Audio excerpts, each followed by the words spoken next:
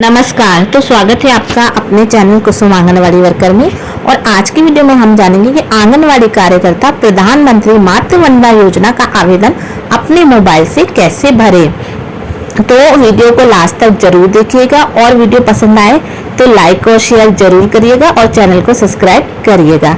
तो चलिए बिना देरी किए वीडियो स्टार्ट करते हैं। सबसे पहले हम जाएंगे गूगल पे और PMVY 2.0 लिख के सर्च करेंगे। सर्च करते ही हमारे सामने ऐसा पेज खुल जाएगा और ये फर्स्ट वेबसाइट पे हम जाएंगे। जब हम फर्स्ट वेबसाइट पे जाते हैं तो हमारे सामने ऐसा पेज खुल जाता है, महिला एवं बाल विकास मंत्रालय।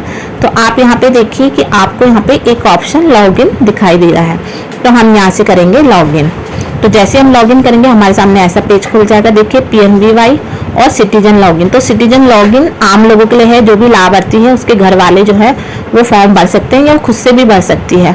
तो वो यहाँ पे मोबाइल डाल के पहले वेरीफाई करेगी, उसके बाद जाके ही वो इसमें आवेदन कर सकती है। तो हम यहाँ पे कार्यकर्ता की बात कर रहे हैं तो हम PMVY पे जाएंगे। तो यहाँ पे जो भी कार्यकर्ता को डिपार्टमेंट से जो ईमेल आईडी और पासवर्ड मिला हुआ है वो हमें यहाँ पे भरना है। तो देखिए मैंने यहाँ पे अपना जो पासवर्ड और ईमेल आईडी है वो डाल दिया है और ये जो कैप्चर है वो आपको बहुत ही ध्यान से बनना है। अगर आप इसे गलत भरेंगे तो लॉगिन नहीं होगा, बार बार आपका जो है वो एरर आता रहेगा। तो हमें इसे अच्छे से बनना है और फिर इसे लॉगिन कर लेना है। तो जब हम इसे लॉगिन करेंगे तो हमारे सामने ऐसा पेज खुल जाएगा। तो अब आप यहाँ पे देखिए सबसे पहली चीज़ कि सेलेक्ट लैंग्वेज यानी कि भाषा चुनें। तो यहाँ पे हम जाते तो ये दो भाषाओं में, एक इंग्लिश एक हिंदी। तो मैं इंग्लिश करके दिखाती हूँ आपको। तो देखिए जैसे मैंने इंग्लिश किया तो यहाँ पे welcome to PMVY dashboard English में लिखा हुआ आ गया है। अब मैं आपको हिंदी करके दिखाती हूँ। तो देखिए यहाँ पे अब हिंदी में लिखा हुआ आ गया कि PMVY डैशबोर्ड में आपका स्वागत है। तो ज़्यादातर आंगनवाड़ी बहनें हिंदी में ही कार्य करती हैं, तो मैं आज आपको ये फॉर्म हिंदी में ही भर के दिखाऊंगी।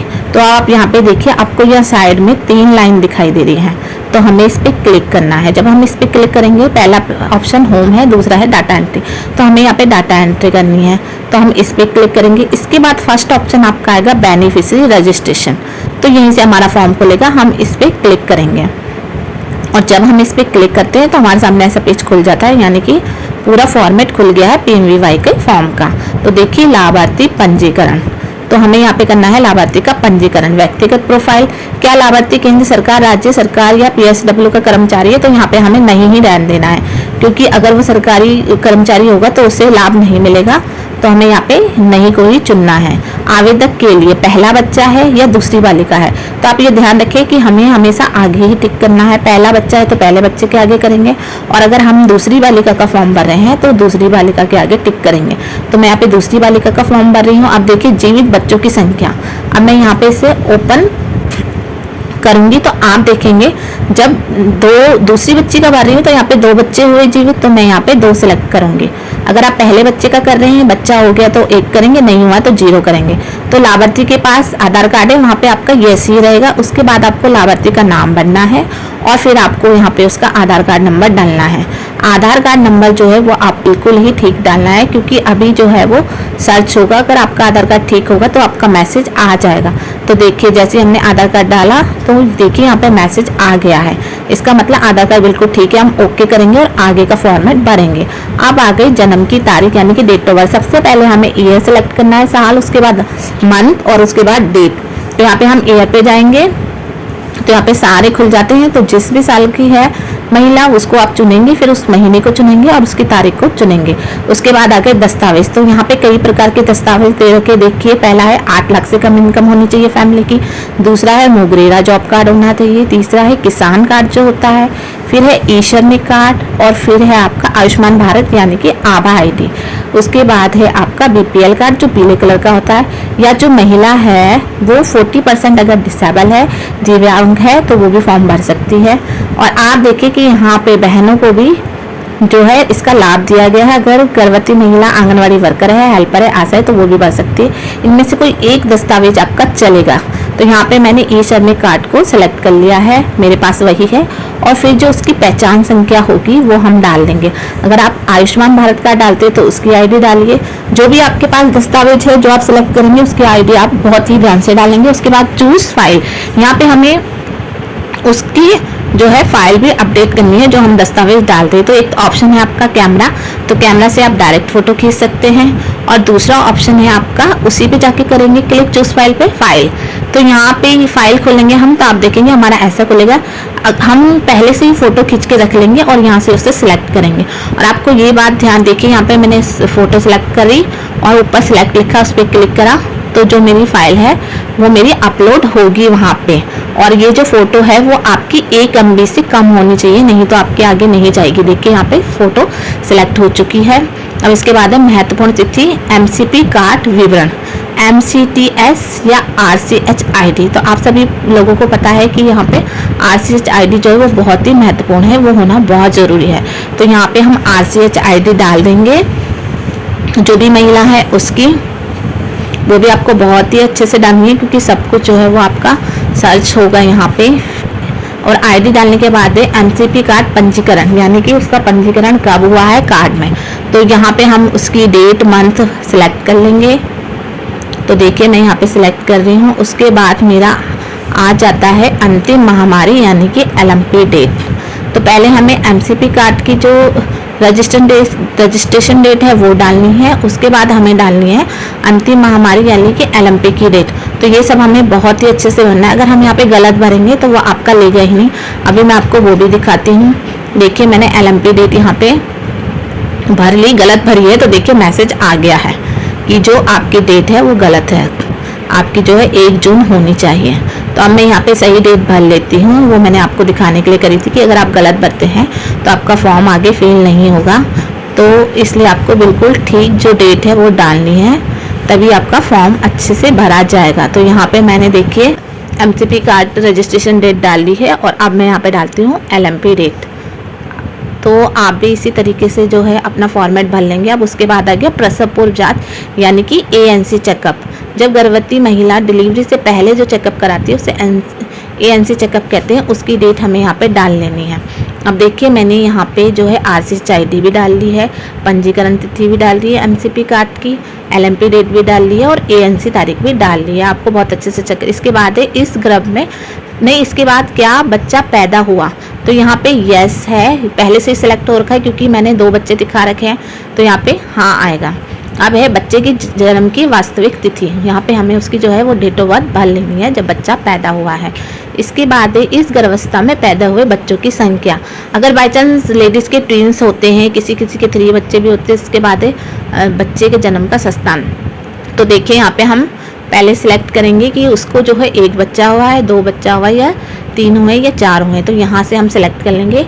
तो यहाँ पे मैंने 1 कर लिया। अब है कि संस्थान का प्रकार, कि बच्चा जो है वो आंगनवाड़ी सेंटर में हुआ, गवर्नमेंट हॉस्पिटल में हुआ, घर में हुआ, अदर में हुआ, प्राइवेट हॉस्पिटल में है या ट्रांसिट में हुआ है। तो ये जो बच्चा है वो गवर्नमेंट हॉस्पिटल में हुआ है, तो मैंने गवर्नमेंट हॉस्पिटल कर लिया। अब शिशु जन्म का संस्थान का नाम, कि वो घर पे हुआ है, अस्पताल में, वो कहाँ हुआ है, तो मैंने अस्पताल लिख लिया, हॉस्पिटल लिख लिया है। फिर है जो पहला बच्चा उसका लिंग क्या है, तो यहाँ पे महिला है तो मैं महिला ही लिखूंगी। फिर है क्या MCP कार्ड में टीकाकरण दर्ज था, तो जो आपने MCP कार्ड लिया है उससे बच्चे का, उसमें टीकाकरण दर्ज है, तो मेरा हाँ है तो मैं हाँ कर लूँगी। अगर आपका नहीं है तो आप नहीं भी कर सकते। तो आप यहाँ पे देखिए मुझे सबसे पहले जन्म के समय टीकाकरण, तो मैं यहाँ पे सारी डेटें फिल कर लेती हूँ। तो मुझे यहाँ पे जन्म के समय टीकाकरण पे पहले क्लिक करना है और उसके बाद उसकी डेट जो है वो यहाँ पे सिलेक्ट कर लेनी है। उसके बाद आ गया 6ठे सप्ताह में टीकाकरण, मैं यहाँ पे भी जो है मंथ ईयर सिलेक्ट कर लूँगी। फिर आपका आएगा 10वें सप्ताह में टीकाकरण। तो आप देखिए एक एक करके जो है वो बच्चे के हमें यहाँ पे टीके भरते जाने हैं, पहले जन्म के समय का, फिर 6ठे सप्ताह का, फिर 10वें सप्ताह का और लास्ट में जो होगा वो 14वें सप्ताह का टीकाकरण। तो ये जो अगर आपका बच्चा 3 महीने से ऊपर का है तो आपको ये टीकाकरण ऑप्शन खुलेगा, और अगर 3 महीने से छोटा बच्चा है या 3 महीने तक का है तो आपका ये वाला ऑप्शन नहीं खुलेगा, ये आपको शो ही नहीं होगा। आपका फॉर्मेट आगे जाएगा, ये ऑप्शन आपका नहीं आएगा। लेकिन यहाँ पे बच्चा 1 साल का है तो मेरा सारा यहाँ पे खुल गया है। तो देखिए मैंने सारे टिक्के यहाँ पे भर लिए हैं। अब उसके बाद हम बढ़ते हैं आगे। यहाँ पे देखिए वर्तमान पता, क्षेत्र हो गया ग्रामीण और शहरी। तो जो ग्रामीण में रहते हैं वो ग्रामीण करेंगे, जो शहर में रहते हैं वो शहरी करेंगे। तो हमारा क्षेत्र जो है वो शहरी में आता है, अर्बन में आता है, तो हम शहरी सेलेक्ट करेंगे। उसके पास बाद आता है आपका पता यानी कि एड्रेस। तो जो भी लाभार्थी का पता है वो आप यहाँ पे अच्छे से भर लेंगे। यहाँ पे आपको पूरा एड्रेस भर लेना है सही से।